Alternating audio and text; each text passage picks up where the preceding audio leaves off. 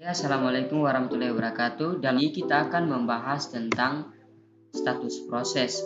Apa yang dimaksud dengan status proses? Pada saat suatu program dieksekusi, maka ia menjadi sebuah proses. Status sebuah proses menunjukkan apa yang sedang dilakukan sebuah proses yang sedang aktif. Ketika sebuah proses dieksekusi, maka ia dapat berganti status dari satu status ke status lainnya. Dalam sebuah proses memiliki 5 proses, yaitu yang pertama status new, proses sedang dipersiapkan atau dibuat dalam persyaratan agar sebuah proses bisa dieksekusi. Yang kedua proses ready, di mana proses sedang menunggu diproses atau pada proses ini sebuah proses menunggu untuk diproses oleh prosesor. Yang ketiga running, dalam proses running instruksi sedang dikerjakan atau dieksekusi, atau juga ketika sebuah proses dieksekusi pada status ini disebut status proses berada dalam keadaan running, di mana proses ini sedang dikerjakan atau dieksekusi. Yang keempat waiting, di mana proses menunggu beberapa peristiwa yang terjadi atau menunggu beberapa kegiatan aktivitas yang terjadi, seperti menunggu persiapan untuk input output atau menunggu beberapa sinyal yang diperlukan agar sebuah proses bisa dieksekusi. Dan yang kelima yang terakhir terminated, proses telah selesai dijalankan. Untuk memahami status prosesnya bisa kita lihat pada gambar berikut yang memuat semua status proses.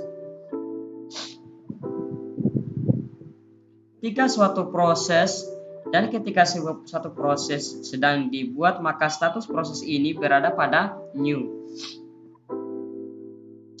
Yang kemudian semua persiapan akan disetujui oleh administrator, maka ia akan berubah menjadi status ready,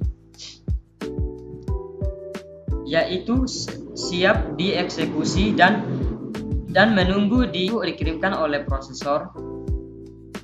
Pada saat proses ini dikirimkan ke prosesor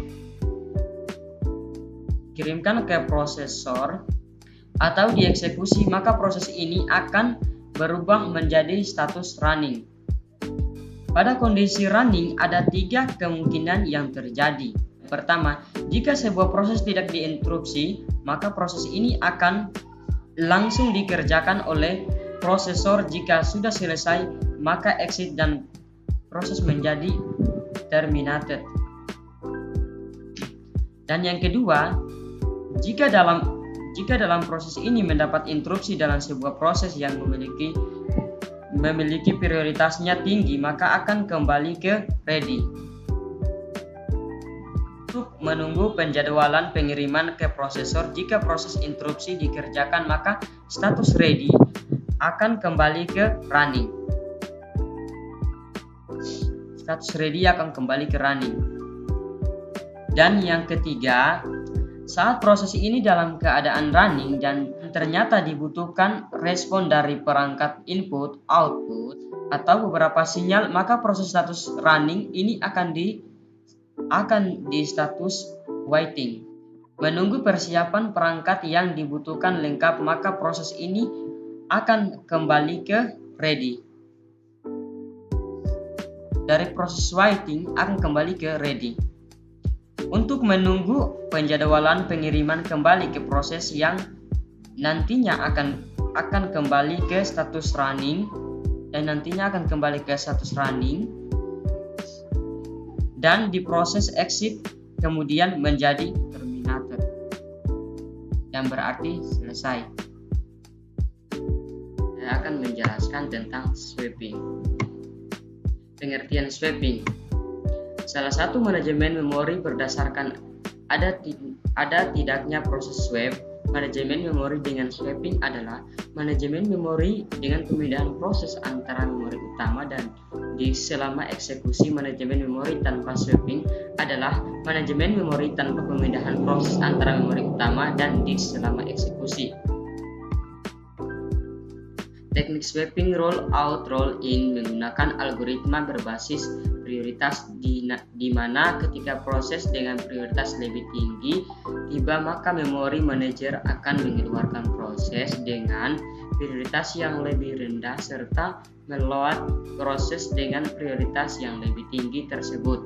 Saat proses dengan prioritas yang lebih tinggi telah selesai dieksekusi, maka proses yang memiliki prioritas lebih rendah dapat dimasukkan kembali ke dalam memori dan kembali dieksekusi. Inilah ada gambar sweeping sistem operasi yang dimana prosesnya ada dari sistem operasi pergi ke proses A sweep out, sedangkan proses B dia sweep in masuk ke ruang pengguna memori utama. Dan yang ini memori utama, sedangkan yang ini adalah backing store.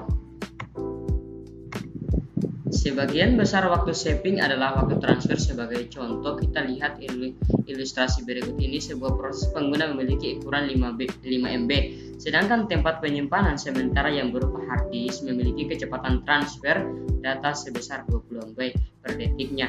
Maka waktu yang dibutuhkan untuk mentransfer proses sebesar 5 MB tersebut dari atau ke dalam memori adalah 500 KB per 2000 kbps sama dengan 250 ms. Perhitungan di atas belum termasuk waktu latensi, sehingga jika kita asumsikan waktu latensi sebesar 2 ms, maka waktu sweep adalah sebesar 252 ms. Oleh karena terdapat dua kejadian di mana satu adalah proses pengeluaran sebuah proses dan satu lagi dalam proses pemasukan proses ke dalam memori, maka total waktu sweep menjadi 252 tambah 252 sama dengan 500 ms. Contoh sweeping: ketika waktu kuantum habis, pengatur memori akan menukar proses yang telah selesai dan memasukkan proses yang lain ke dalam memori yang sudah bebas. Yang kedua, ketika waktu kuantum habis, pengatur memori akan menukar proses yang telah selesai dan memasukkan proses yang lain ke dalam memori yang sudah bebas. Dan proses yang ketiga yang terakhir, sweeping dapat juga terdapat dalam penjadwalan berbasis prioritas atau biasa dibilang priority scheduling. Apa itu Hibernate? Hibernate merupakan atau bisa dibilang Hibernate adalah tidur panjang. Hibernate merupakan gabungan modus shutdown dan sleep.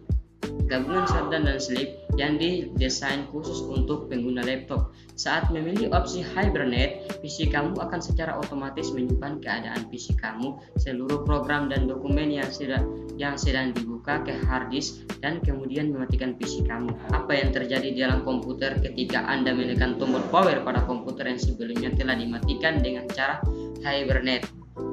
Otomatis di sini telah dimatikan dengan cara Hibernate. Pada saat kita menekan tombol power, komputer akan aktif kembali untuk kembali bekerja. Perbedaannya dengan sleep, kalau sleep kita tinggal menekan bagian keyboard yang ada di dalam komputer, di bagian komputer. Sedangkan Hibernate, cara mengaktifkannya dengan menekan tombol power.